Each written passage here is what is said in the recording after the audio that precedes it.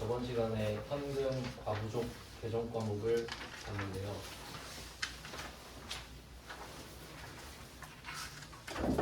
8번 문제까지 풀었었죠. 8번 수기금 하면서 중요한 거다 이렇게 말씀을 드렸었는데요. 그리고 이게 그 출처를 제가 다 써놨는데 간혹 틀리는 게 있는데 혹시 그 틀린 거 발견하시면 좀 제보를 해주시면 감사하겠고요. 그냥 답을 블로그에 올리고 있는데 이게 그 제가 답을 안 보고 제가 풀어서 쓰는 거라서 혹시 틀린 거 있으면은 알려주시면 감사하겠습니다. 사례는 뭐 어떻게든 하겠습니다. 제가 다시 검토하기가 너무 힘들어가지고. 네, 그 9번이랑 10번 뭐 이런 거 보면은 출처가 막 여러 개잖아요. 세무 1급, 회계 1급, 세무 2급인데 일단 여러분은 회계 1급을 중점적으로 좀 보셔야 되고요. 세무 2급은 참고. 세무 1급은 그냥 제가 편의성을 위해 만든 거라서 세무 1급은 아예 안 보셔도 됩니다. 여러분 입장에서는 그냥 이런 게 있다 정도. 그러면 9번이랑 10번이랑 11번은 아직 우리가 그 배운 게 별로 없어가지고 이거는 넘어갈 거예요. 다음에 배우고 따로 풀어보실 수 있을 것 같습니다. 답은 올려놨으니까. 그러면 12번 문제만 보고 현금 과부족을 마무리할 거거든요. 12번 2페이지죠. 한번 볼게요. 그러면 그 여태까지 했던 거 좀 차이를 보면은 현금 과부족 저번 거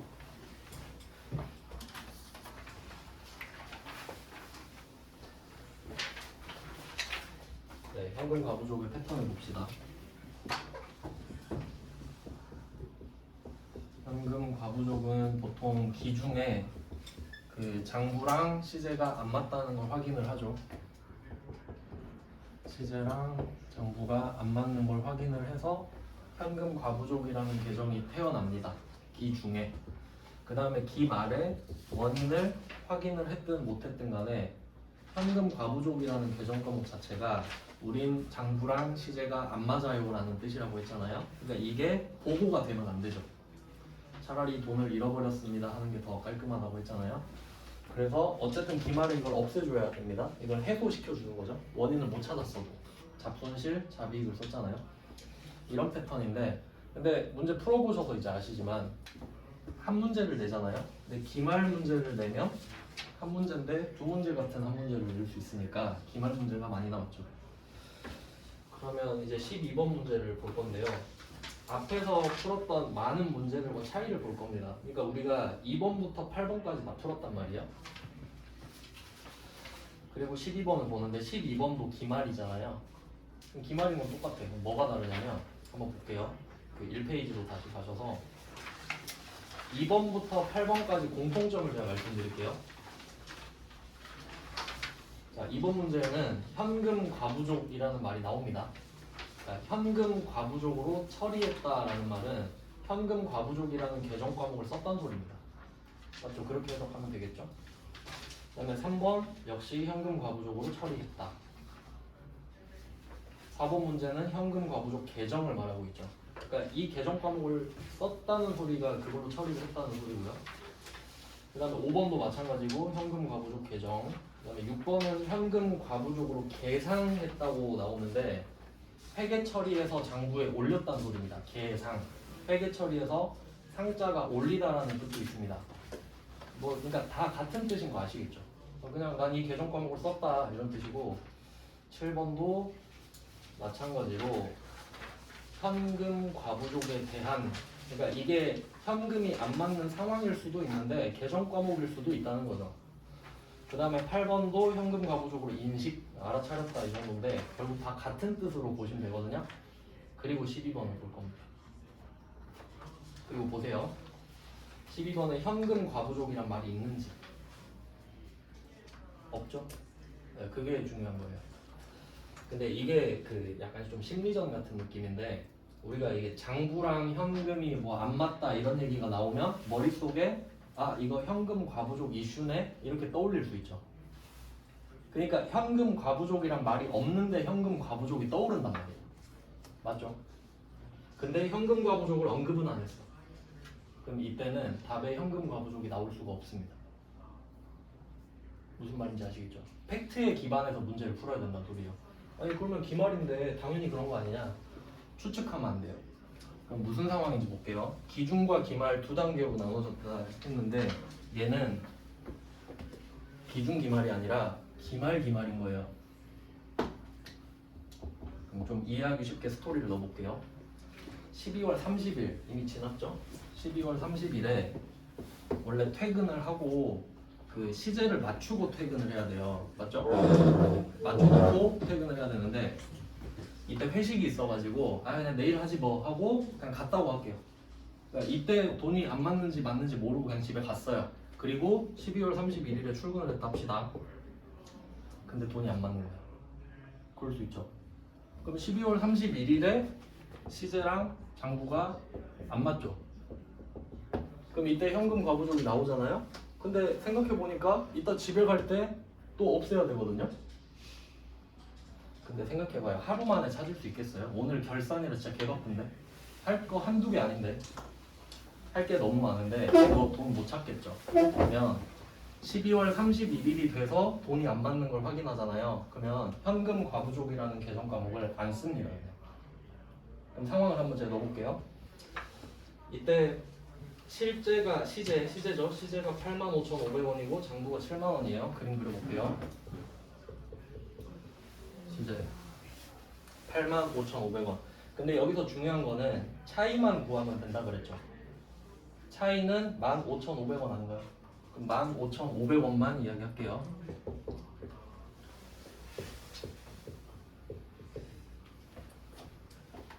저번 시간에 배웠던 게 이거잖아요. 시제랑 장부가 안 맞아요. 그럼 두 개 맞춰야 되죠. 그럼 우리가 손댈 수 있는 건 장부밖에 없죠. 장부에 15,500원 올릴게요. 이렇게 15,500원을 플러스 할 겁니다. 장부에 15,500원을 플러스해요. 그러면 기말, 그러니까 앞에 기말에 회계 처리를 해야 되는 거는 장부에 15,500원을 올릴 거잖아요. 차변에 현금 15,500원.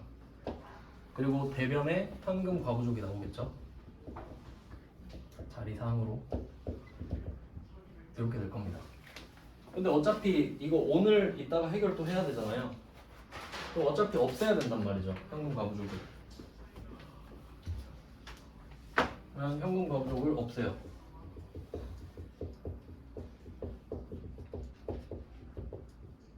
없앱니다. 이유는 당연히 못 찾겠죠. 하루 만에 찾을 일이 없으니까. 그러면 대변에 자비익 올 자리죠.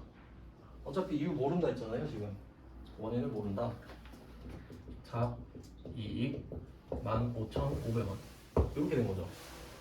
그러니까 하루인데 출근해서는 돈이 안 맞아요. 퇴근하기 전에 못 찾았어요. 하루에 일어나는 거잖아요. 근데 굳이 안 맞아요. 못 찾았어요. 할 이유가 없죠. 그럼 아침에 딱 느껴야지. 아 오늘 절대 못 찾는다. 그러면 어차피 두 번 할 필요 없으니까 이 두 개를 제껴요. 어차피 못 찾는다는 판단을 내려야 돼.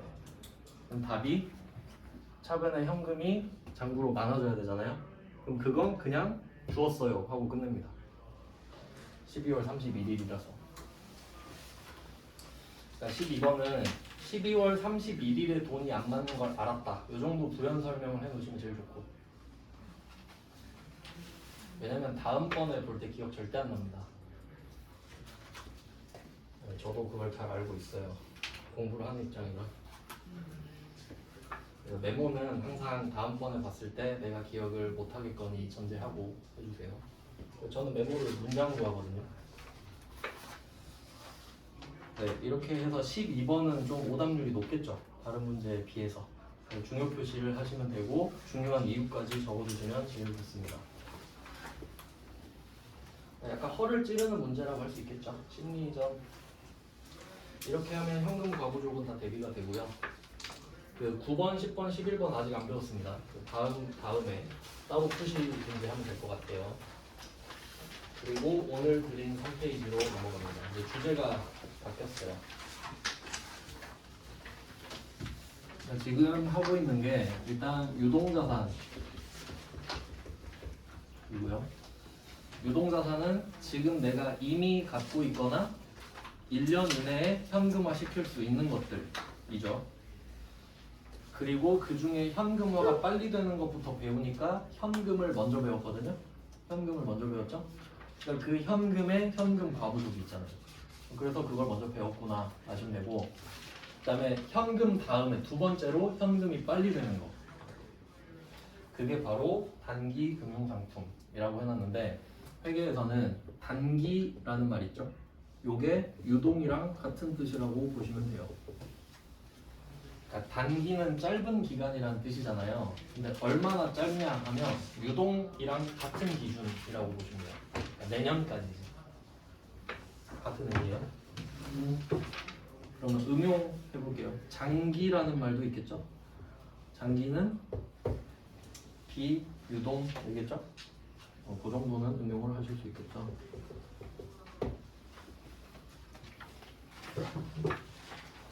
그냥 단기 금융상품은 내년까지 현금화가 되는 건 팩트겠네. 그럼.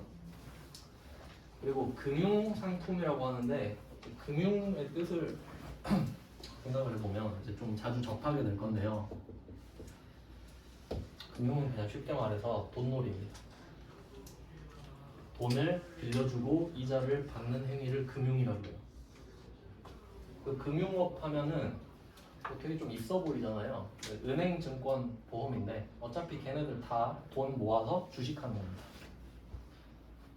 그 국민연금 공단도 여러분이 국민연금 납입하면 그걸로 비트코인 하죠.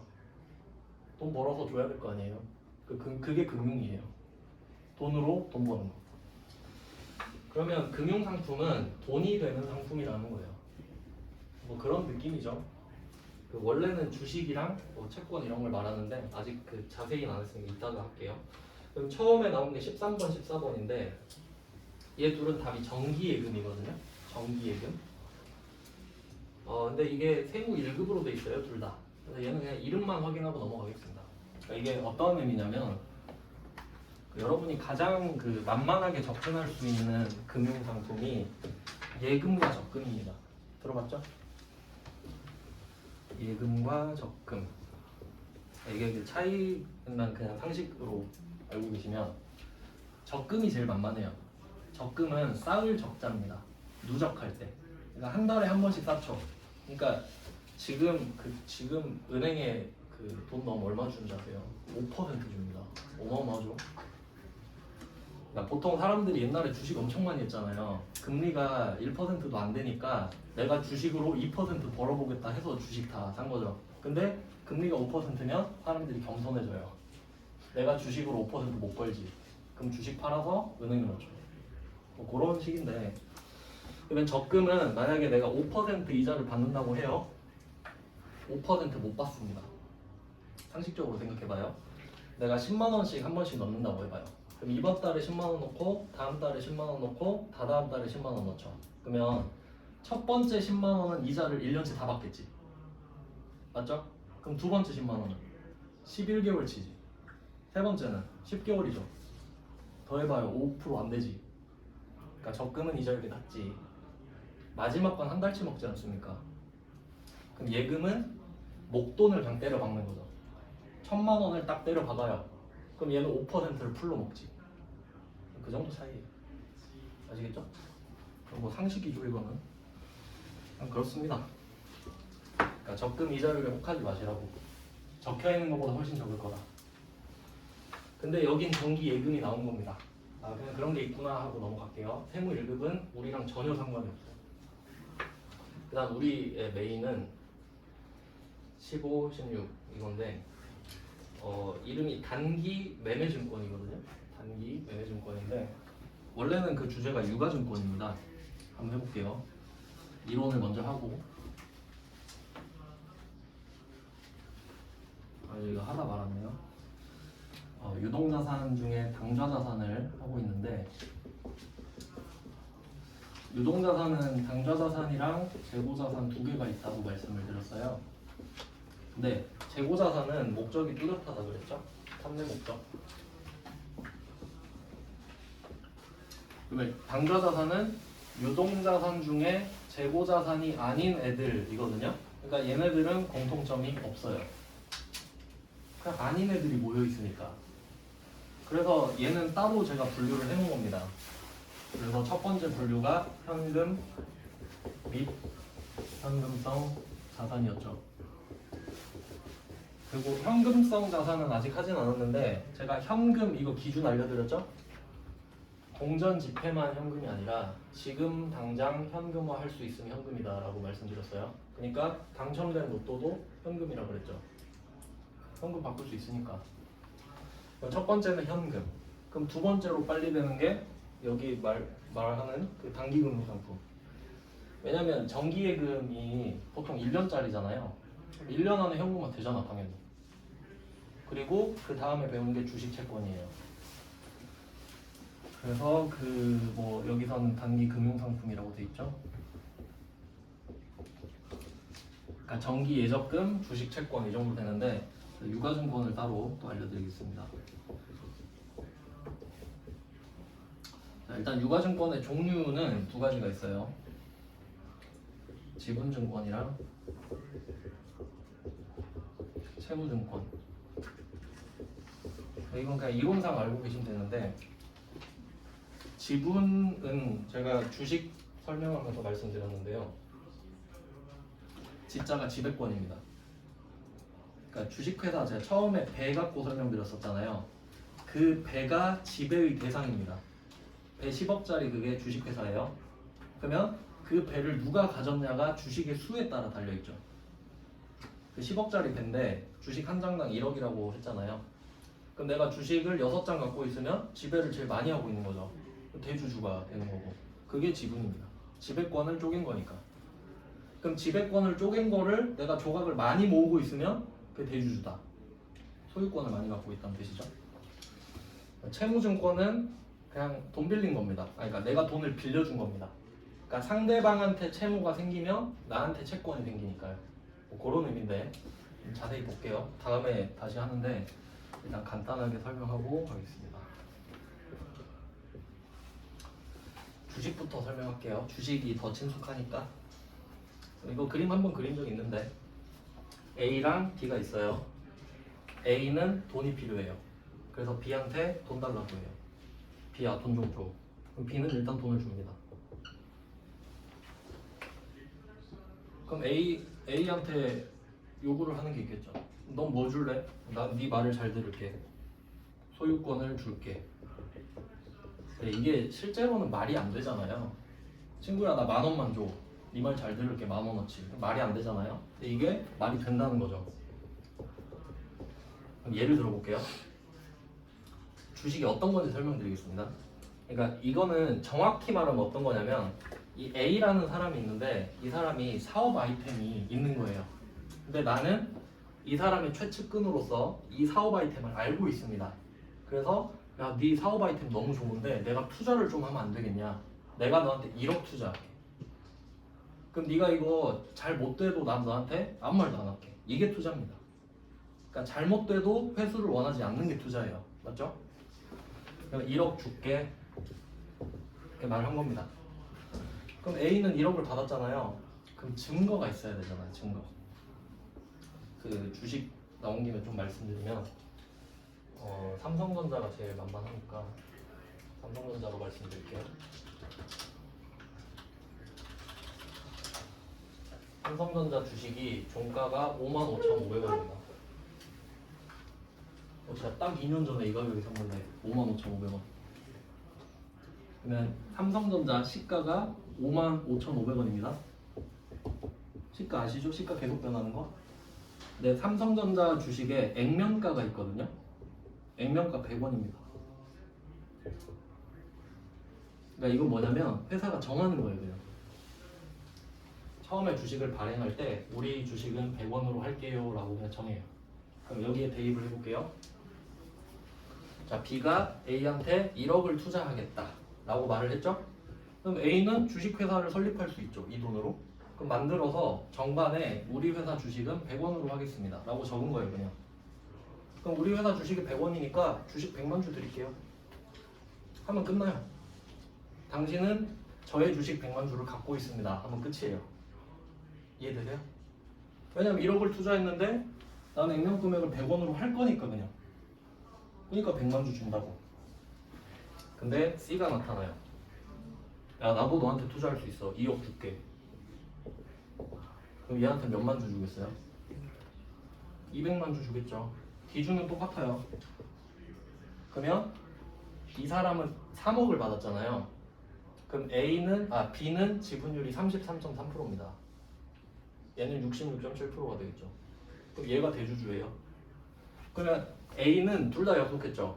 B 말도 잘 듣기로 하고 C 말도 잘 듣기로 했죠. 그러면 각각 있을 때는 이 말 잘 들을게, 이 말 잘 들을게 했잖아요. 3자 되면 한번 해보자. B가 그래요. 야 너가 내 말 잘 듣는다며. C도 그래요. 너 내 말도 잘 듣는다며. 누구 말 들을 거야? 하니까 주식 꺼내봐. 맞죠? 주주총회예요 이게. 꺼내봐 하니까 얘가 2배 많죠. 형님 이렇게 되는 거지. 왜냐면 나한테 돈 많이 줬잖아요. 그러니까 돈을 많이 준 만큼 말 잘 듣는 거 맞죠? 그러니까 이게 소유권을 파는 거라고. 대신 내 맘대로 못하죠. 그러니까 내가 3억이 필요하다고 한번 해봐요. 3억이 필요해. 그러면 B한테 1억 땡기고 C한테 2억 땡겼잖아요. 그럼 얘네한테 끌려다녀야 되지. 야 내가 돈 줬으니까 내 말대로 안 해? 그러니까 지금 B랑 C가 주주잖아요. 그러니까 이 주주는 부모님이라 생각하면 돼요. 내가 너한테 해준 게 얼만데 내 말 안 들어? 이런 느낌이지. 근데 자식 망했다고 야 돈 내놔 하진 않죠. 어쩔 수 없는 거지. 근데 만약에 A가 좀 자발적으로 하고 싶잖아요. 나는 이 사업 아이템을 살릴 좀 자신이 있다 하면 3억을 빌리면 되죠. 은행에 3억을 빌려서 내가 대박 친 다음에 3억이랑 이자만 갚으면 끝 아닙니까? 근데 내가 이걸로 대박 치잖아요. 3억으로. 그러면 지분율만큼 쪼개줘야 돼요. 수익을 계속. 그러니까 잘 될 것 같으면 투자를 받으면 안 돼. 그러니까 이게 회계를 배우는 이유예요. 그러니까 여러분이 사업 아이템이 있는데 너무 잘 될 것 같잖아요. 그럼 돈을 빌리란 소리예요. 맞죠? 근데 이거 망할 것 같은데 내 돈으로 하기 싫어. 그러면 투자 받아야지. 다음부터는 투자 못 받겠지만 뭐 그런 식인 거예요. 이게 주식이에요. 아시겠나요? 그럼 이게 그 스토리고 이제 회계 장부로 넘기면 어떻게 되냐면 그럼 A랑 B 이야기만 할게요. 자 그럼 A는 현금이 생겼죠. 자산이 생긴 거예요. 자산이 생겼습니다. 돈을 받았으니까. 그러면 이제 여러분은 아십니다. 자산은 부채인 자산이 있고 자본인 자산이 있다. 그러니까 부채인 자산은 갚아야 되는 돈이고요. 자본인 자산은 안 갚아도 되는 돈이에요. 그러니까 내가 할부로 산 차는 부채인 자산. 아빠가 사준 차는 자본인 자산인 거예요. 맞죠? 그럼 이거는 이 돈 갚아야 돼요? 나 안 갚아도 되지. 이 돈 망해도 안 갚아도 되잖아요. 투자 받았으니까. 대신 잘 되면 나눠줘야 된다 이거지. 그래서 A는 자본인 자산이 늡니다. 이렇게 되는 거예요. 그럼 B는 어떨까요? B는 1억이 줄었죠. 그럼 얘는 일단 자산이 줍니다. 그럼 뭐가 늘었냐 하니까 이래라 저래라 할 수 있는 권리가 생겼죠. 그것도 자산인 거예요. 이 자산이 실은 팔면 돼요.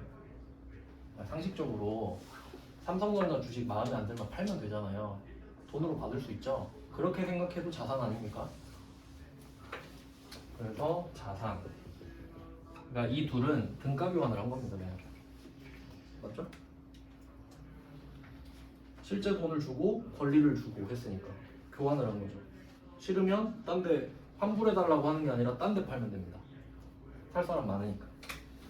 이렇게 돼요. 이게 주식이에요. 주식, 지분증권. 됐죠? 이게 주식. 이거 중요해요. 이거 이해하는 거. 그 다음에 두 번째는 채무증권 말씀드릴게요. 똑같이 있을 거예요. 귀찮으니까요.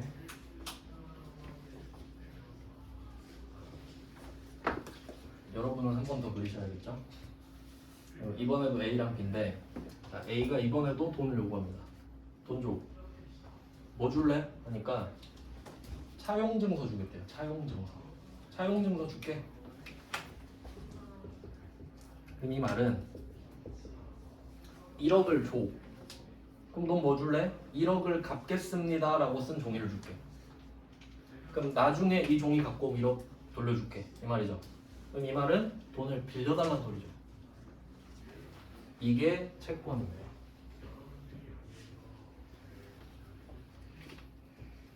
유가증권에서 채권을 말하는데, 그러니까 앞에는 제가 개념을 적은 거고 뒤에는 그 명칭을 적은 거예요. 소유권과 차용증서 뭐 이런 느낌인데, 네, 정확하진 않아요. 제가 나중에 자세히 알려드릴 건데 지금은 개념만 잡는 겁니다. 차이를 보는 거예요. 근데 A는 자산이 늘어납니다. 자산 늘어나죠?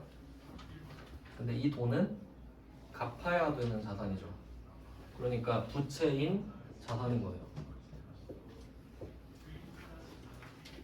차이가 났죠? 근데 대신에 대박 치면 1억만 갚으면 끝. 근데 쪽박 차면 어떻게 돼요? 죽어도 1억 갚아야지. 그게 차이인 거지. 그러니까 내가 만약에 10억이 필요하잖아요. 사업을 할 때. 그럼 이 10억을 얼마는 빌리고 얼마는 투자 받아야겠다. 그걸 결정하는 게 재무예요. 엄청 어려운 거예요. 재무는 기획인 거예요. 근데 우리는 재무는 아니고 회계죠. 그냥 결정한 걸 받아 적기만 하면 돼요. 그럼 B는 자산 줄었죠? 자산이 줄어들었어요. 그럼 얘는 뭘 얻었냐? 이 차용증서를 보고 차용증서에 1억을 갚겠습니다 써있잖아요. 이거 보고 아 이거 나중에 1억으로 바꿔야지 이 생각하죠. 자산 당연히 자산이죠. 얘는 1억을 받는다는 확신이 있잖아요. 물론 못 받을 수도 있습니다만 일단 이론상으로는 그래요.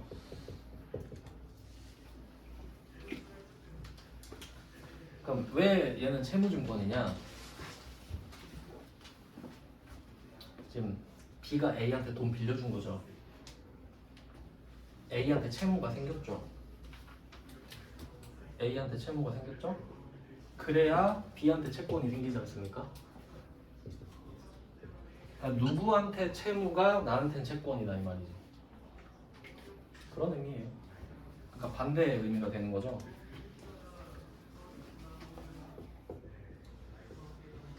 그래서 주식과 채권은 이 정도 차이가 있습니다. 그러면 우리가 지금 배우는 방향을 생각해 보시면 A는 자본인 자산이냐 부채인 자산이냐 이걸 했죠? B는 어차피 자산이잖아요. 우린 지금 B예요. 자산 배우고 있으니까. 그러니까 남의 소유권을 사거나 남의 채무를 산 상태인 거예요. 우리는. 그게 금융상품이니까 이거 돈으로 바꿀 수 있잖아요. 그런 거 하는 거예요. 대강 아시겠죠? 흐름 정도만 아시면 됩니다. 일단 지금은 우리는 B예요. B. 그리고 나중에 부채 가면 이때 차용증서에 A를 배우겠고 자본 가면 지분증권, 소유권에 A를 배우겠죠. 그렇게 연결이 다 될 겁니다. 그때 또 말씀드릴 거고. 좀 판을 크게 봐야 되는데 그리고 조금 더 넣어보면은 그래서 이거를 여러분 일상적으로 좀 써먹으려고 하잖아요. 그 보시면 A가 돈을 1억을 땡기는 대가로 차용증서를 줬죠. 이거를 채권을 발행했다라고 하는데 채권을 발행했다. 그러면 이 A가 누구냐에 따라서 그럼 국가가 채권 발행할 수 있을까요? 그러니까 국가가 막 국민한테 복지를 좀 해줘야 되잖아요. 돈이 필요하죠. 그러면 방법이 두 개밖에 없거든요. 첫 번째 증세. 세금을 걷어야 뭘 해주지. 근데 세금 더 내세요 하면 싫죠. 그럼 뭐라고 해요? 그럼 돈 좀 빌려주세요 하는 거예요. 그러면 국가가 채권을 발행하면 국채. 우리가 빌리면 우리 후손이 갚습니다. 뭐 그런 패턴이지. 그 막 경제 뉴스 같은 거 보면은 미국이 국채가 얼마니, 중국 국채를 누가 얼마 갖고 있냐 이런 얘기 하잖아요. 국가가 돈 빌린 거예요. 그러니까 채권을 발행했다라고 하잖아요. 채권을 발행했다가 돈 빌렸다랑 같은 뜻인 거예요. 맞죠? 채권을 발행했다, 돈 빌렸다. 그렇게 이해가 되면 쉬워지는 거죠. 그 다음에 공공기관이나 지방자치단체가 발행할 수도 있죠. 광주광역시가 채권 발행할 수도 있죠. 그건 공채. 뭐 한전이 발행할 수도 있죠. 그것도 공채고요. 그 다음에 근데 우리는 지금 국가도 아니고 공공기관도 아니죠. 일개 회사란 말이에요. 근데 회사도 돈 빌릴 수 있죠.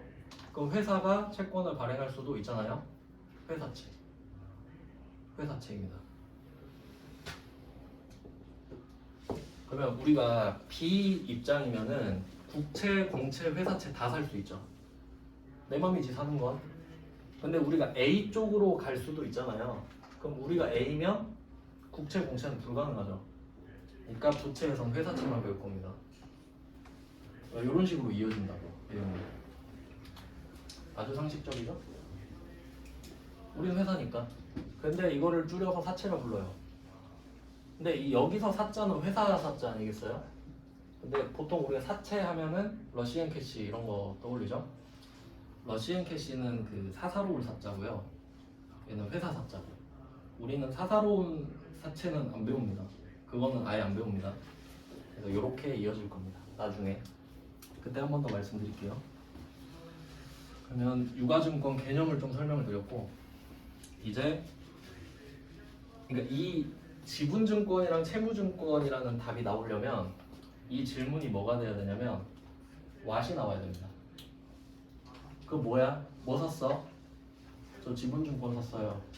채무증권 샀어요. 이렇게 되죠? 근데 제가 회계에서 what은 안 중요하다 했잖아요. why가 중요하다 했지. 그러니까 이건 그냥 참고사항입니다. 그냥 이런 종류가 있구나. 그러면 목적에 따라 나누는 게 y잖아요. 너 그거 왜 샀어? 하면 대답이 3개로 또 나눠지거든요. 요거는 그냥 흔히 이걸 종류라 그러고 목적을 분류라고 하는데 그냥 what, why 정도라고 해석하시면 됩니다. 첫 번째 나오는 게 단기 매매증권이에요. 단기 매매증권. 이름에 단기 있죠? 단기는 제가 유동이랑 같은 뜻이라고 했잖아요. 이게 목적을 나타내는 거거든요. 그러니까 왜 샀어? 하면 나 단타 치려고. 이게 대답이에요. 짧은 기간 안에 매매를 하려고 샀다. 그러니까 매매가 팔매, 살매잖아요. 그럼 단기 매매증권은 팔려고 산 겁니다. 그럼 왜 팔려고 사요? 시세 오르면 팔겠지. 빨리 먹고 빠지려고, 단타 치려고. 이런 목적으로 얘 둘을 산 거예요. 그럴 수 있겠죠. 그 다음에 두 번째는 만기 보유증권이 있습니다.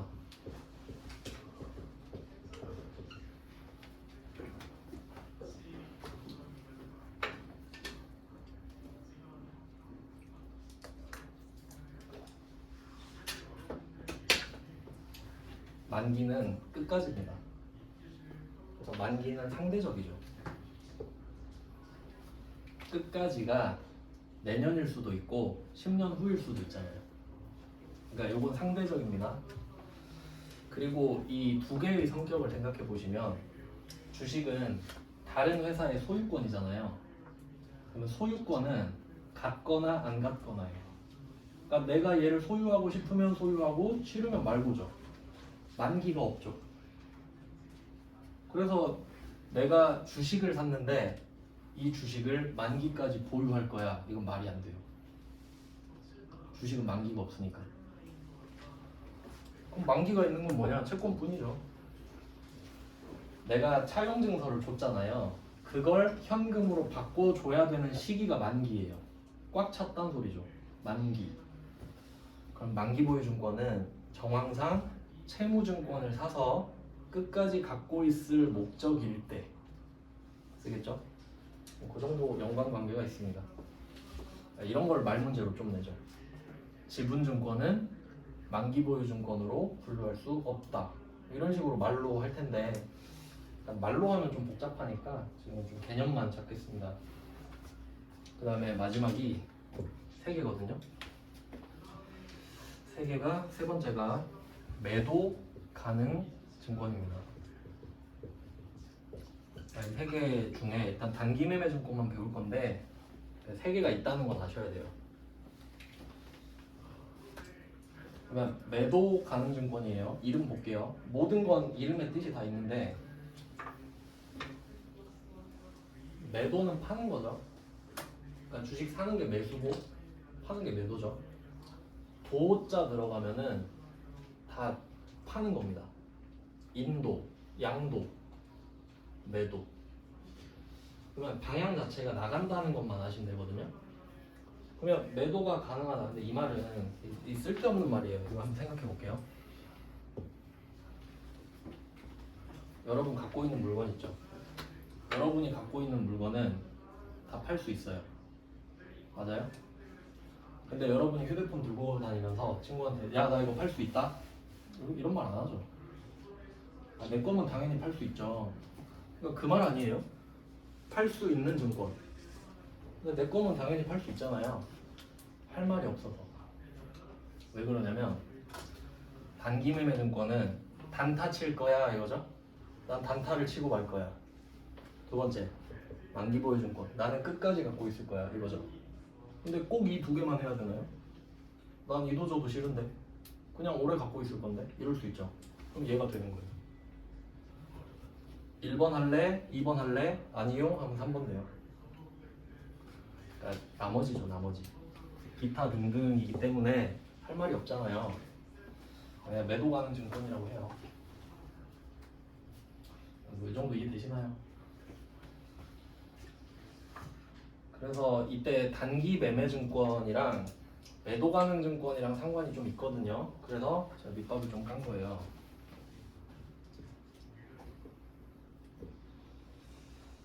실제로 한번 생각해 보면은 단기 매매 증권은 단타 칠 목적으로 남의 회사 주식을 사는 거거든요.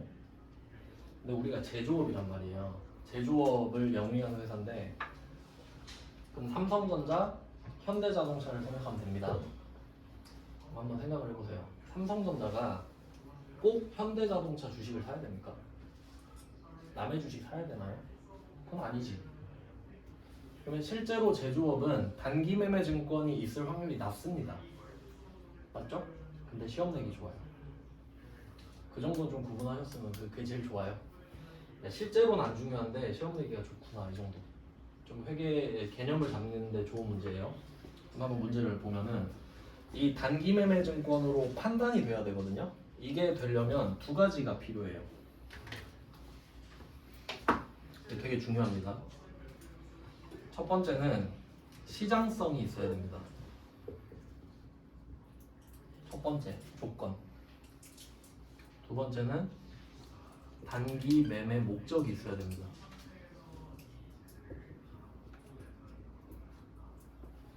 그리고 이 두 개가 둘 다 있어야 됩니다. AND입니다. AND. OR가 아니라 AND입니다.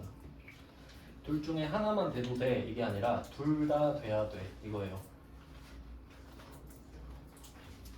무슨 뜻인지 볼게요.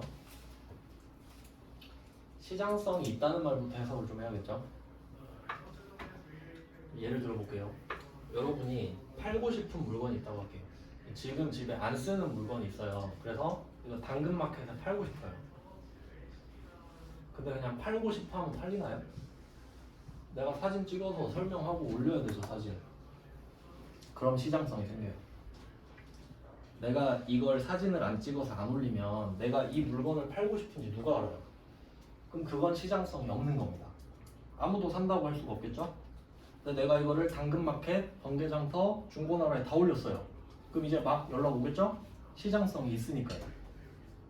시장에 올라가 있는 게 시장성이 있는 겁니다. 그러면 그러니까 뭐 당근마켓에 올려도 되고 아니면 저기 말바우 시장 장날 가서 내가 뭐 리어카 끌고 와서 팔 수도 있는 거죠. 그것도 시장성이 있는 겁니다. 근데 이거는 유가증권이잖아요. 얘는 그 시장이 3개 있는데 코스피, 코스닥 그거 다 들어보셨죠? 이게 시장 이름이잖아요. 코넥스도 있고. 그러니까 이게 규모에 따라 다른데 올라갈수록 큰 회사입니다. 코스피에 삼성전자 이런 애들 있고 코스닥은 벤처 있고 뭐 그런데 그럼 이 3개 중에 하나라도 올라가 있잖아요 주식이. 그걸 상장이라 그래요. 시장에 올렸다고. 상장 회사 들어봤어요? 시장에 올려놓은 회사라고. 그러면 내가 판다 하면 누가 산다 이럴 수 있죠. 그러니까 상식적으로 생각해 보세요. 내가 단기 매매를 하고 싶잖아요. 팔고 싶잖아요. 그럼 시장성이 있어야 팔지. 내가 당근마켓에 안 올렸는데 제발 팔리게 해주세요 하면 팔립니까? 안 팔리죠. 단기 매매가 불가능하잖아. 근데 매도는 가능하겠지. 뭐 그런 뜻이거든요. 그러면 시장성이 있어야 돼. 이 말이 상장 기업이어야 된다는 소리가 되겠죠. 상장 기업, 상장 회사하고 같은 뜻이죠. 의역을 할 줄 알아야 된다는 거예요. 그리고 당연히 단기 매매 목적이 있어야지. 그러니까 내가 삼성전자 주식을 사면서 뭐 예를 들면 그 생각을 한 적이 있어요. 제가 2년 전에 55,500원에 주식을 샀는데 장난으로 100주를 샀어요. 555만 원이죠. 근데 일주일 뒤에 이제 50만 원 먹고 빠졌거든요. 근데 그 이후로 제가 주식을 안 해요. 왜냐면 무슨 생각이 드냐면 와 내가 돈이 없어서 100주밖에 못 샀는데 이게 10만 주였으면 얼마 벌었을까 이 생각이 들더라고요. 그 뒤로 의욕이 막 떨어지는 거예요. 인생이 좀 좆되겠다 싶어가지고 바로 저는 안 했어요. 뭐 그런 게 있는데 그럼 만약에 부자들이 생각을 해봐요. 55,500원에 한 틱을 먹겠다 해봐요. 한 틱이 100원입니다. 그럼 내가 100만 주 산다 해봐요. 100만 주 살 수 있으면 자 55,500원에 100만 주 샀어요. 그리고 100원 오른 거야. 55,600원 됐죠. 바로 팔아요. 스캘핑이라고 하는데 그럼 얼마 먹죠? 1억. 그러니까 허무해졌다고. 허무하지 않나요? 난 그렇던데. 하여튼 뭐 그렇잖아요. 이게 단기 매매 증권 아닙니까? 근데 삼성전자 주식 55,500원에 샀어요. 이거 갖고 있다가 아들한테 물려줘야지. 이럴 수 있죠. 그러면 그런 목적이면 시장성은 있는데 단기 매매 목적은 없죠. 그럼 얘는 단기 매매 증권이 될 수가 없잖아요. 그럼 매도 가능 증권이 돼요. 그냥 만기 보유 증권은 아니니까. 이해되세요? 이 상황이? 그러니까 둘 중에 하나가 깨지면 매도 가능 증권이 돼요. 둘 다면 단기 매매 증권이에요. 그러니까 문제 내기 좋잖아요. 그럼 상황을 구체적으로 알려드릴게요. 1번과 2번이 깨지면 매도 가능 증권이 된다 했는데 하나씩 깨볼게요. 1번을 깨보겠습니다. 1번 시장성이 있어야 된다 했죠. 그럼 시장성이 없을 수도 있습니다.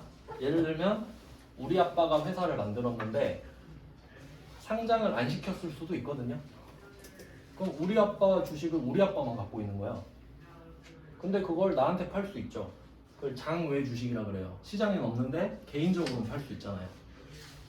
그럼 그건 시장성이 없지 않습니까? 시장성이 없다. 근데 빨리 팔고는 싶어요. 그럼 얘는 시장성은 없는데 빨리 팔고 싶긴 하죠. 매도 가능 증권이 됩니다. 이렇게 돼요. 그리고 나중에 이게 매도 가능 증권을 검색을 하면 두 개가 나오거든요. 그러니까 숫자가 작은 게 하나 있고 큰 게 하나 있단 말이에요. 숫자가. 그럼 이름은 똑같은데 숫자가 하나는 작고 하나는 크니까 뭘 골라야 될지 모르죠. 그럼 기본적으로 이 패턴이 작은 게 유동이고요. 큰 게 비유동이란 말이에요. 기본적으로 이렇게 돼 있는데 그럼 이 1번이냐 2번이냐에 따라 답이 바뀌는 겁니다. 그러니까 나는 단기 매매 목적을 하고 싶거든요. 근데 이 주식이 비상장 주식일 수도 있잖아요. 그럼 사람들한테 빨리 팔기가 힘들죠. 그러면 유동 자산인 매도 가능 증권이 돼요. 빨리 팔고 싶긴 한데 안 팔리잖아요. 단기 매매 증권은 아니니까. 그렇게 될 수가 있고 아니면 이럴 수도 있죠. 시장성은 있어요. 삼성전자 주식을 샀어요. 시장성 있죠? 근데 그냥 한 1년 갖고 있어 볼까? 이렇게 생각할 수 있죠. 그럼 그게 단기 매매 목적이 아니잖아요. 그럼 얘는 장기 매매 목적으로 바뀌는 거죠. 그럼 얘는 매도 가능 증권이 되면서 비유동이 돼요. 이렇게 되는 겁니다. 기본적으로. 좀 복잡하죠, 체계가. 근데 보통은 매도 가능 증권 하면 비유동입니다. 언급이 없으면. 이 정도까지 정리를 해야 되기 때문에 문제 내기가 좋은 거죠. 일단 구조는 이렇게 설명드리고 좀 쉬다가 이제 분계 관련된 설명을 하겠습니다. 좀 쉬고 할게요. 할게요.